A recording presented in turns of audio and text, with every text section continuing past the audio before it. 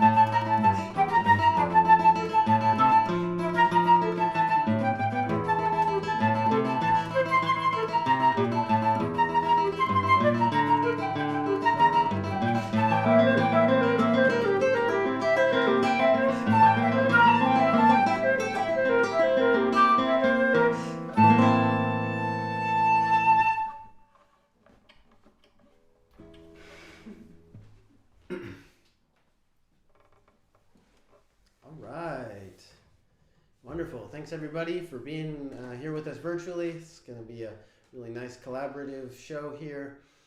My name's Andrew Bergeron. This is my wife, Carmen Maret. We are in Grand Rapids, Michigan, on the cloudy side of the lake, and happy to be joined by Julie and Kim on the sunny side of the lake. Thanks everybody for being here and leaving comments.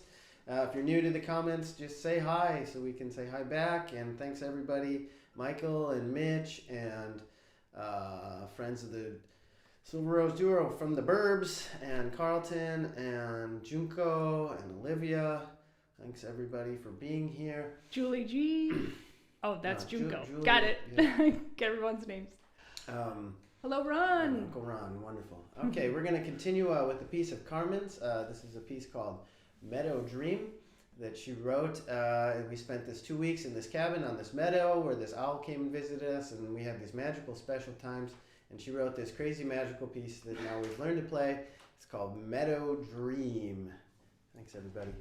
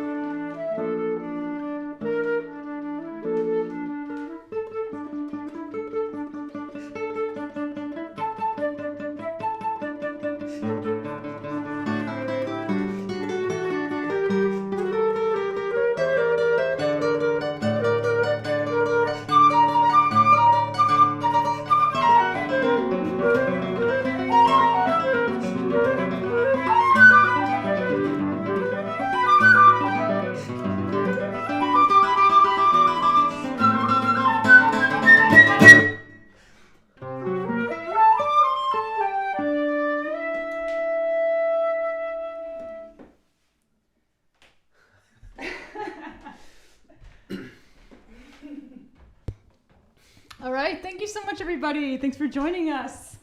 I want to say hello to, where did we leave off? Eric from Lansing. And it looks like we have quite a few from Lansing. Olivia and Michael, our production assistant, who gets to just enjoy the concert today. Woohoo! From Lansing. That's Andy. Andy, I see. Andy from Lansing. Tom Sinus. Hello, Tom Sinus from Grand Rapids. Hello, Tom Camerath, who's Tango friend who's joining us in from Austin, Texas today. Thank you so much, everybody. Wash hands, Debbie Crosser. Kim says Carmen's the double tongue queen. Well, Andy kind of made me do that with tremolo. Kind of made me get my tonguing as good as a guitar tremolo. So yeah, it's a necessity. All right, so before we continue, I want to let everyone know that these concerts are supported entirely by the listening audience, which is you. And I've posted a pinned a donation link to the top of each of these chats. So you can support us there through our website, Venmo, or PayPal. We're doing a $10 to $20 suggested donation. And we can keep doing these amazing concerts with our friends and presenting Folias music. All right, we're going to continue now with a piece. This is a cover. We're going to do music by someone else. This is called Los Hermanos. It's by an Argentine composer with the greatest name ever, called Atahualpa Yupanqui. Don't you wish your name was Atahualpa Yupanqui? Atahualpa. So this is his song, Los Hermanos. He was a very famous Argentine singer, composer, and guitarist, folk singer, kind of a protest songwriter as well, protesting for the rights of people throughout all of Latin America. And that's what the title of this song, Los Hermanos, meaning we're all brothers, we're all in this together. So here's Atahualpa Yupanqui's Los Hermanos.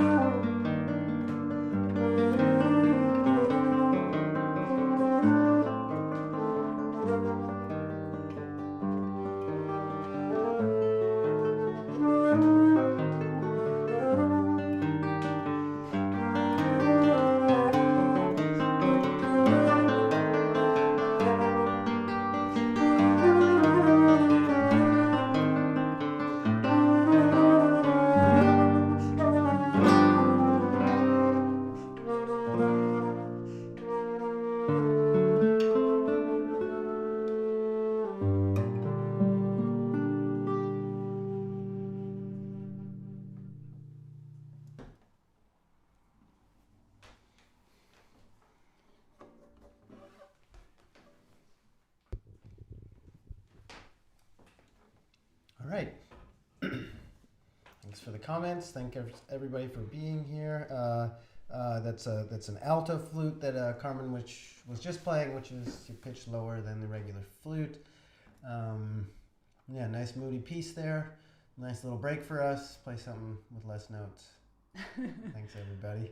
We're going to play one more piece for you. We're going to go back to our usual lots of notes pieces.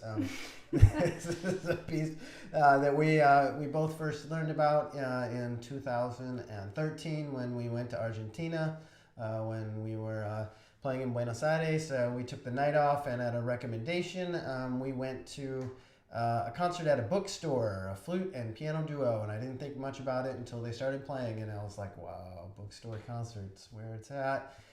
Juan Pablo de Leon and Andrew Bijwart.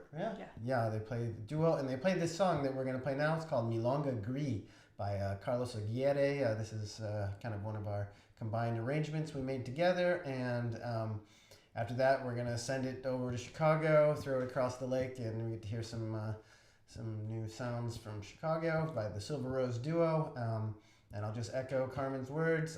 Thank you for all your support. All of these concerts are done by your donations.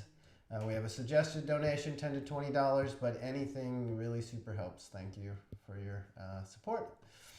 This is Milonga-Gris.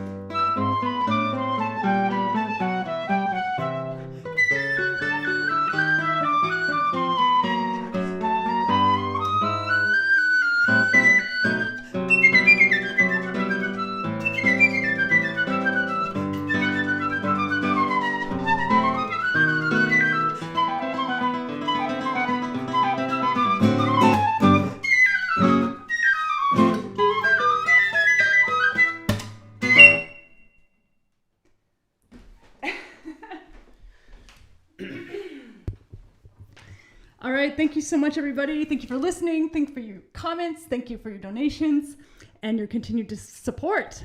We're going to turn it over now to Kim Fleuchaus on flute and Julie Goldberg on guitar, who are joining us, streaming in from Chicago. And this is the Silver Rose Duo. Hello, everyone, and welcome from windy Chicago. Actually, it was sunny a while ago, and now the wind's picked up. But anyway, we're really glad you could join us today. I'm Kim Fleuchaus. This is Julie Goldberg. And we are playing today. By the way, that was fantastic. That was fantastic. That was fantastic. Really enjoyed listening to that, and really excited to be on this series with you guys. I think this is our first tag team yes. flute and guitar. So So thanks for tagging us. Very, very happy to be on with you guys. You're amazing. We're doing just a couple pieces from our program called Home and Away today that we kind of put together during the pandemic. It was our little reminders. So it's supposed to be pieces that remind you of home, travel, distant places, and then the joy of returning back home. We're actually going to start with a little bit unusual, but we're going to start with a slow lullaby because we thought nothing really symbolizes home more than a mother singing to her child. So this is a lullaby that was written by a friend of mine, Jose Elizondo. Quite a while ago, he dedicated it to Laura and her son, Giancarlo, and it's called Canción de Cuna, which means lullaby in Spanish. Enjoy.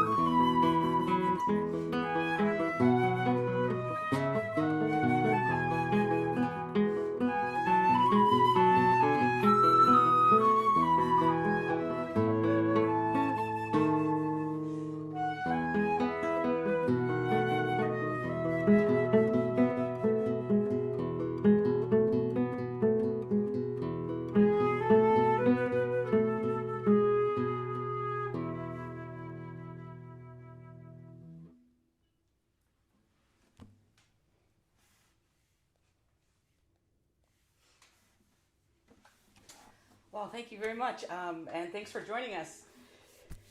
This next piece we're going to play is also actually a little bit of home. It comes from a tradition that I grew up with, klezmer music. The piece we're going to play is written by Karl Dimov, who is a composer. He's a guitarist and actually a flutist in Maine. He plays with a traditional klezmer group, and you might know that klezmer music comes from the Eastern European Ashkenazi Jewish culture, and played a lot of wonderful celebration music. And the two pieces we're going to play are connected. We start off with the Casco-Bay Husadol, and well, probably the best known Husadol is If I Were a Rich Man from Fiddler on the Roof. So that's the type of song we're going to play. And then the next piece that connects right to that is a faster moving bulgur. It's called the Bacon Street Bulgur. And Bacon Street was a place where Dimov's group would often play and perform. And a bulgur is a faster dance that refers to people who come from Bulgaria.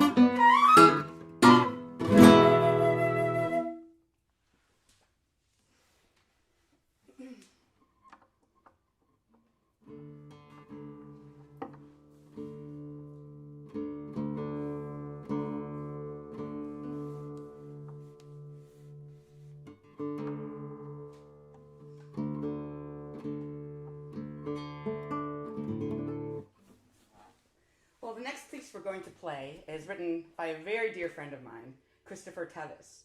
The piece is called A Place Where We Belong.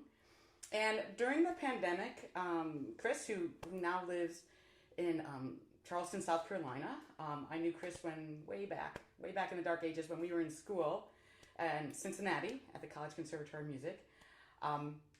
We became very close friends then and happily have kept in touch.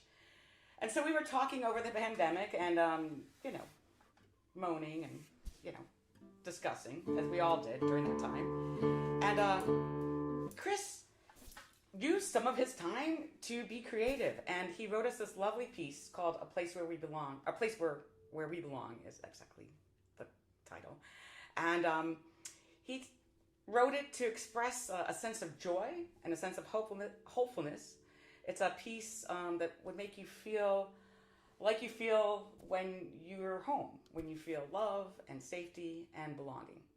So I hope you get some of that good feelings as we play A Place Where We Belong. Christopher Teves, yes.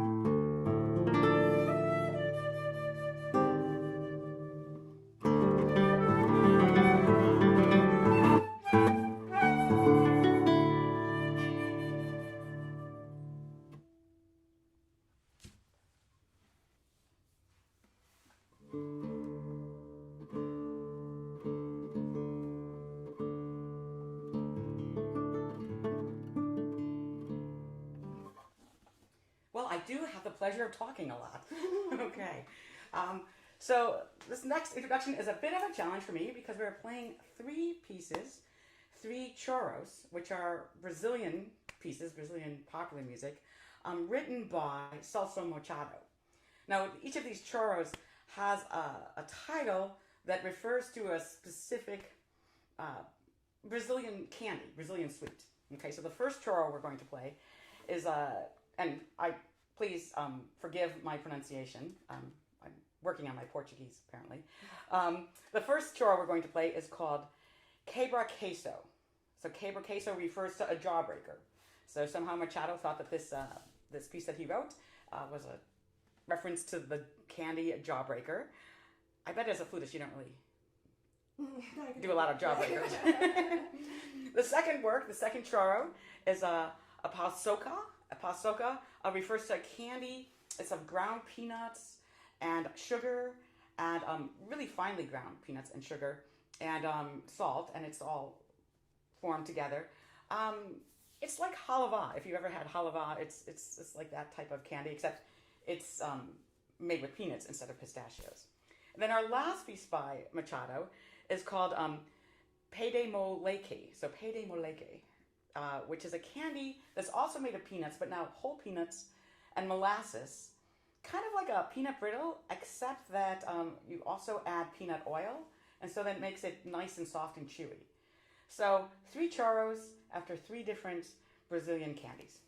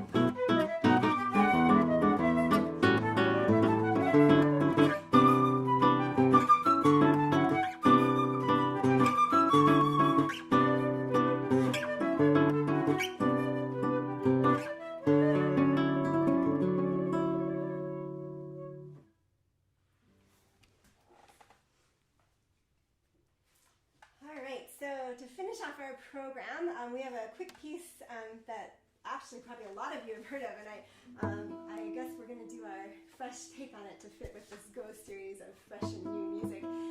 So Tico Tico no Fuba is a really famous Brazilian tune, means sparrow in the cornmeal. It's actually another choro, so just to, hopefully you don't like 4 choros, but we like them. And this one was written by Zakina Jabru. About 100 years ago, believe it or not, but it really took off in the 1940s when Ethel Smith made a recording of it on the Hammond organ, and it sold 2 million copies.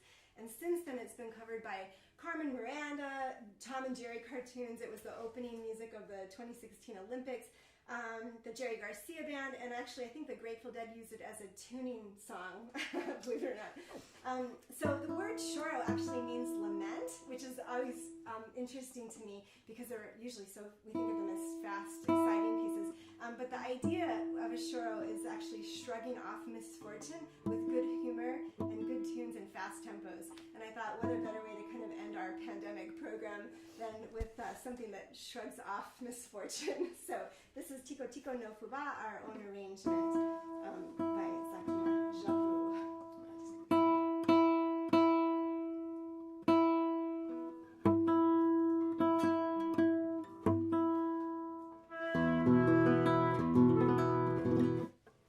That way we don't have to use the tune to tune, right? Yeah,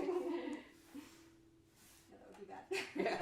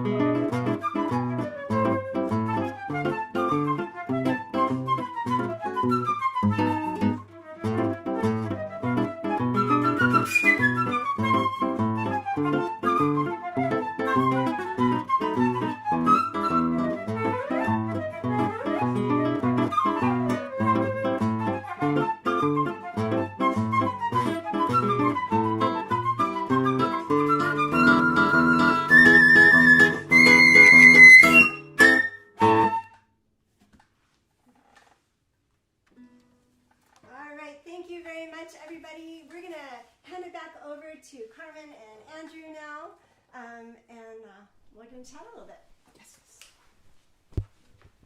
Thank you so much. That was great. Such a beautiful and fun program and so well matched together. I'm so happy that we could play together and do this. It's wonderful. I think we've only done one other tag team flute and guitar duo on our Go series, so it's great. I think we have a trend now every year, flute and guitar tag team. So for the folks watching out on the stream, we're going to do a little interview here. This is how we end our Go series. Part of this is that we get to hang. Like the last 2 years, you didn't really get to hang with musicians. I mean, why else do we do this but the hang? So we're going to just ask a few questions of each other. And if any of you in the chat have questions, maybe some of you don't know us or don't know Kim and Julie, you're welcome to chime in and we can field those. And yeah, we'll just chat a few minutes here and get to know each other. So my first question is actually for Kim. And so Kim and I are kind of the tech people in this operation. And high five.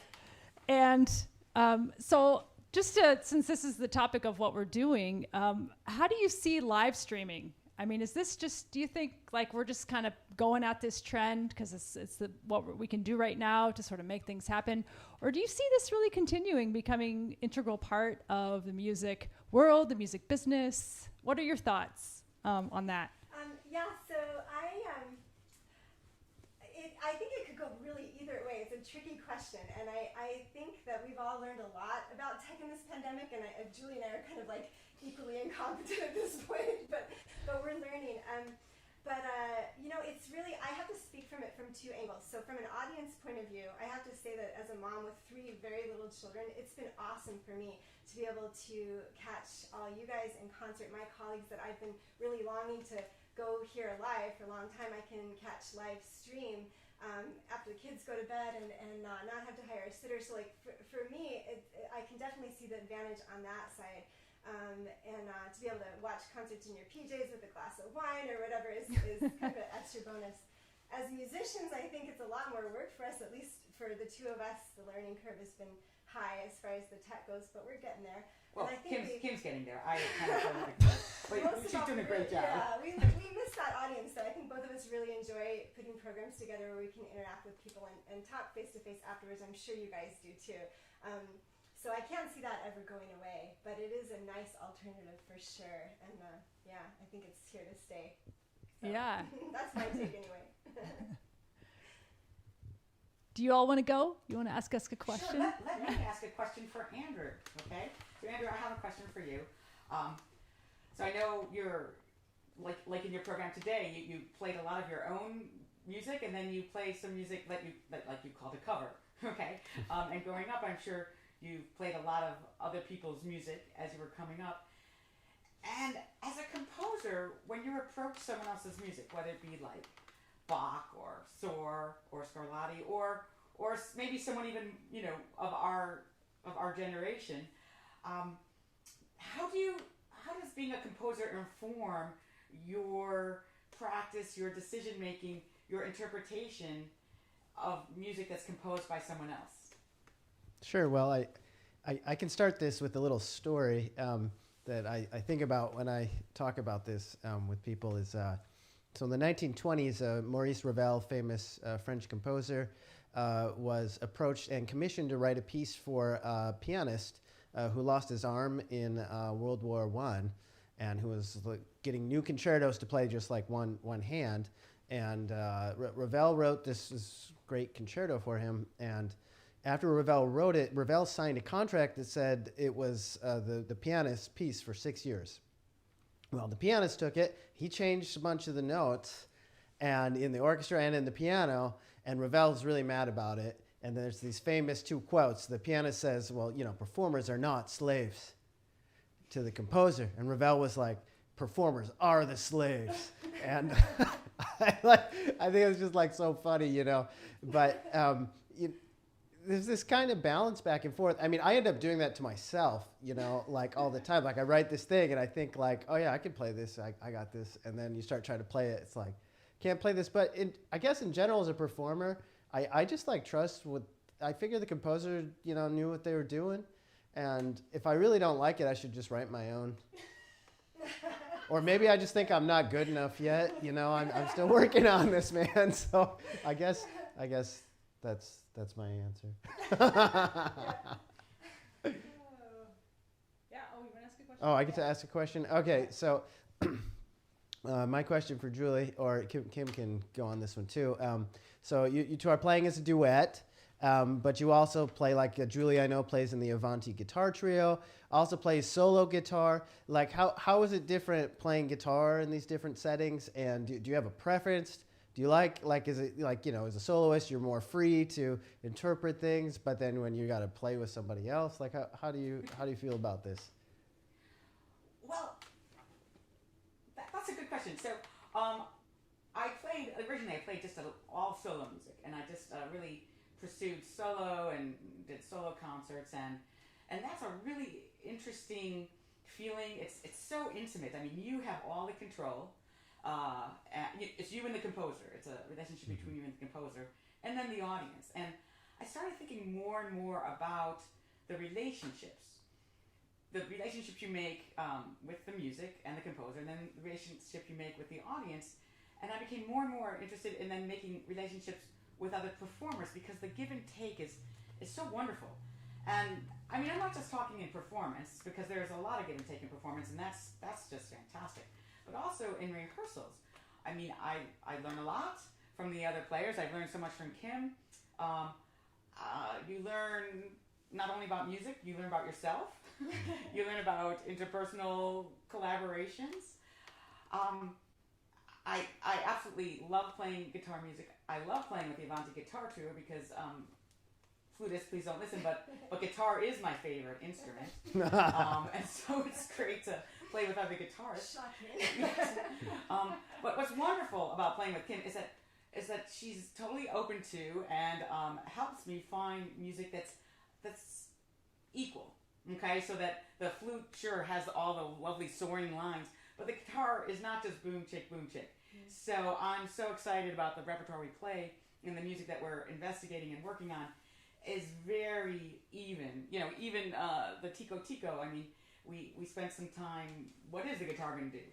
And hopefully I'm not just going boom, boom, you know, root five the whole time. And so I appreciate all that we're doing, and I can't say one is better than the other, because playing solo and playing in ensemble is just phenomenal, just different. Great, thank you. So I have a bunch of questions for Carmen, if I can ask you a couple. You guys have known each other for a long time, but I'm actually new to you guys, and I'm reading your bio, and I'm finding out we have so much in common. So I'm married to a guitarist too. My husband is a jazz guitarist, but he doesn't play professionally. But I'm amazed at you guys' relationship. But also I wanted to ask, we both have masters in ethnomusicology, which I thought was also very interesting, and here we are. But I'm curious, like how you came to be interested in that field, and how your study of that field influences your choice of repertoire and how you approach music that you play. I know you do a lot of work with pieces from other cultures as well, and other instruments. So I just want to let you talk a little bit about that. Yeah, so it's my flute teacher's fault in undergrad at University of Missouri, Kansas City, Mary Poses. She came to studio class in my senior year and said, "There's this tango teacher from Berlin. She's amazing." Brigitte Winkler was her name. She was teaching the close embrace, like the authentic Argentine tango dancing style. And I was like, woo, I'm there. So I went, and I was immediately hooked. I started going to the Milongas in Kansas City. They had a very active scene. They had a tango band called Tango Lorca, and they kind of noticed me right away. Ooh, a musician that also dances. So I started playing with them.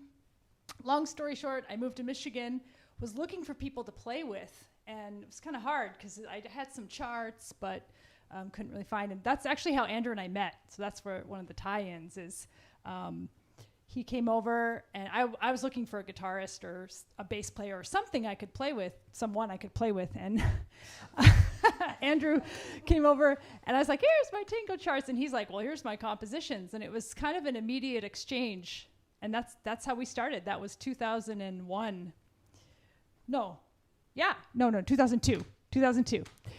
So it'll be 20 years next fall that we started that. And so I was working on my master's in flute at Michigan State and did that. And then we kept doing tango music. We started playing more for milongas and writing our own stuff. And so I thought, I can study this. So I did another master's in ethnomusicology, and it was to study tango music. Cool. And you were also wondering about what it's like working with your spouse. Yes. Which is related to this kind of how we all started. I feel like the sort of music chose us. It wasn't like, we tried to make it work out. It's sort of like, this is what we got. And maybe that's a tango thing, it's kind of a partnership right away. I said, okay, you're going to be my dance partner. And we started teaching lessons and playing the music after. So we've always been kind of this crazy mix of things. And I think one of the beautiful things about what we do together is it's kind of like endless creative outlets. Like, we're never going to get bored. It's going to be really hard to get bored. If anything, we have to worry about burnout because there's so many exciting avenues we can go down. And I think some of the challenges are that took us a long time to figure out how to communicate. Because you assume that if you're like that connected, you could read each other's minds. Like, everyone assumes that.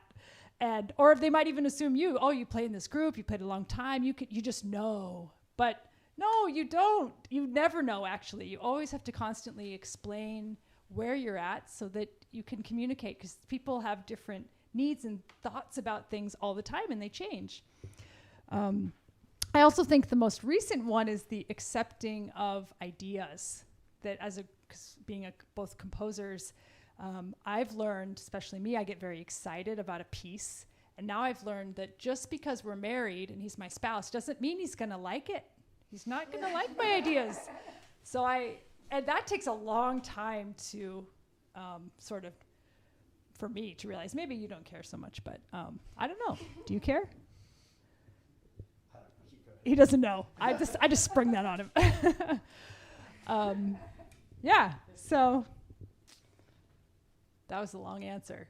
I just need more questions, but I know. Did you have a specific focus with the ethnomusicology? Yeah, my concentration was Middle Eastern music. So I play the Egyptian nai. Yeah. Was just getting into that at the time, so I didn't know much when I wrote my thesis, but I've learned a lot since then, so. Yeah, do you ever do those as a duo? Any of that? We haven't yet. We've been actually trying to, we've been kind of trying to get in conversations with a composer that we really like about maybe getting something written for the two of us. There's a Syrian composer that I really love. So maybe in the future we'll see if we can make that happen, but I would love that. Yeah. That'd be amazing. All right. Well, I think we're good. So I'm just going to say thank you all for being here. Thank you for your support. Look in the chat for a donation link. All these concerts are sponsored by you. We'll keep them going. Next month, we are going to have Andrew and I's live stream. We're calling it the Open House. We're going to have some new merchandise and some new music. So a brand new piece that I wrote, and called Locust Storm. So you can look forward to that. And I guess we'll just wave goodbye. So thank you so much, Julie and Kim, for joining us. And this has been a beautiful experience. And we'll see everyone next time. Bye. Bye.